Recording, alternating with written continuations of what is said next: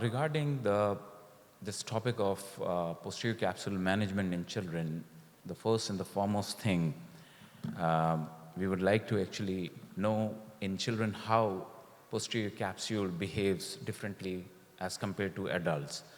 And the most important thing is that there is a chance of 100% posterior capsular opacification if we are not removing it. And we have cases not only in which you will have opacification of the posterior capsule, but even the anterior vitreous face. So our surgical management has to be actually has to be done in a way that we make sure that in future this child retains the vision and we are able to manage the capsule in a way. So we can actually do in babies, let's say from infant age group. So infants, we would like to actually not put in the IOL because that itself causes more fibrosis and causing the posterior capsule to opacify.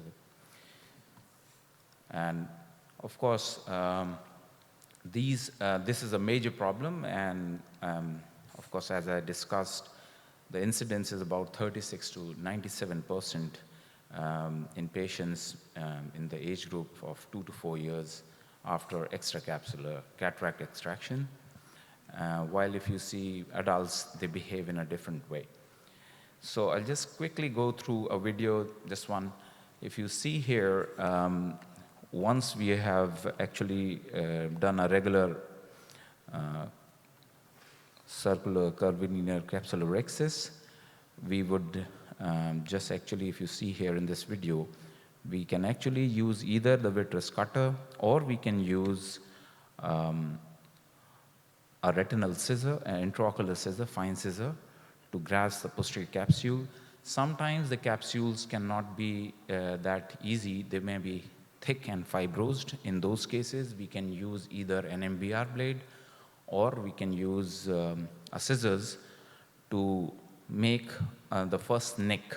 And once the nick is done, then the rest of the procedure will be a lot more easier. And then at that stage, you can actually either introduce your vitreous cutter and then make a central round posterior capsulorhexis. Important thing is that the size of the capsulorhexis preferable to be a little smaller than the anterior capsulorhexis, and that actually helps in maintaining the intraocular lens if you're putting in the bag quite centered. So about 4.5 is a target that is definitely something which we would like to achieve. Following that, especially in infants, we would also like to go in and just clean up the anterior vitreous and make sure that we we can even use triamcinolone, diluted triamcinolone, preservative-free. If preservative-free is not available, we can use the without the preservative-free also, it's equally good. And we can actually ensure that there is no vitreous in the posterior, within the posterior bag or just within the bag, so that the intraocular lens, once we have put in, it is beautifully centered and we achieve a good opposition. Now, important thing is once the IOL is in there, we would like to ensure that when the fibrosis happens, it should seal up the area. Now, different techniques have been used, like Dr. Aik Ahmed and others, they have actually inculcated to have the capture, the optic of the intraocular lens within the capsule, and for that it has to be beautifully sized, and they do well, but not always well. There are still some cases where you will still have proliferation of cells, and it can be an issue. So this is another case. If you see here, that again, if we just go in, maybe if I can just forward it a little. Same way, a good posterior capsulorhexis can be something very important. That can we make it a little faster, maybe this one?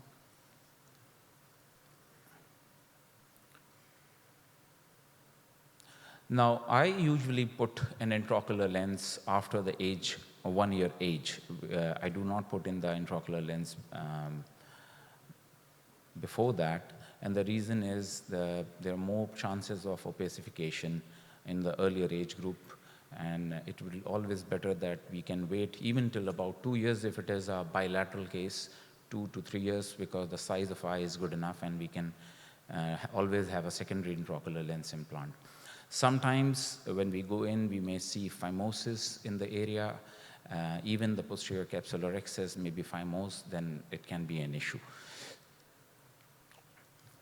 So, of course, posterior capsular opacification is actually a misnomer. It's actually rather the opaque membrane develops over the capsule. And some cases we do have a debate that there may be fibrosis happening, but actually the active lens epithelial cells in the equatorial regions cause the posterior capsular opacification, and vitreous act as a scaffold for proliferation of these cells. It can be the cells, fibrotic metaplasia, or collagen deposit, which can be causing this. As you can see, this 1-year-old post-operative in a 10-year-old child, if you see that there is opacification, but sometimes it may be central, sometimes it may be a little more not central. So we have to always use refraction to ensure whether it is the capsular opacity or otherwise which is causing this. Another case, of course, lens proliferation, as you can see. So we will have to either take an anterior approach or a posterior approach, which is equally okay. And once you can go through past plane approach, and then again you can easily remove this, and especially in cases where it is coming in the visual axis. So there are, of course, non-modifiable risk factors also: young age, diabetic children's, pediatric uveitis, and of course, retinitis pigmentosa, myotonic dystrophies, and traumatic cataracts, which we cannot actually do much.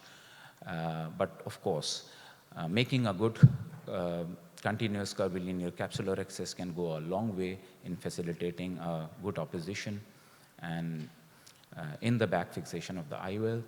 Anterior capsule overlay of the IOL optics is an important step. Now, before we actually go into the putting an IOL, even when we are doing the hydrodissection, it's very important that we do a good cortical cleavage, and that itself can help a lot in having decreased chances of PCO. Cortical cleanup has to be thorough. It has to be polished well. It may take a few extra minutes, but it always helps the children having a better result in polishing, as I said, is an important step. And of course, IOL designs, now most of the IOLs that we are using, they have a more square design, and that is, once you have no space, there are no cells, and that actually decreases the chances. The haptic design and angulation. So it's important we always put the IOL position in a right way, not the other way around, because then, of course, the angulation will go against the formation of PCO. Of course, in terms of the different lenses, the hydrophobic acrylic IOLs, they have the best results and less chances, while hydrogel had the worst. So we can actually have a past plane approach, as I discussed, and in older children, we can, of course, do a YAG posterior capsulotomy. And of course, using of the topical corticosteroid on NNH doesn't really make much of a difference. And silicone oil may actually dramatically increase the progression. Thank you very much. Thank you very much.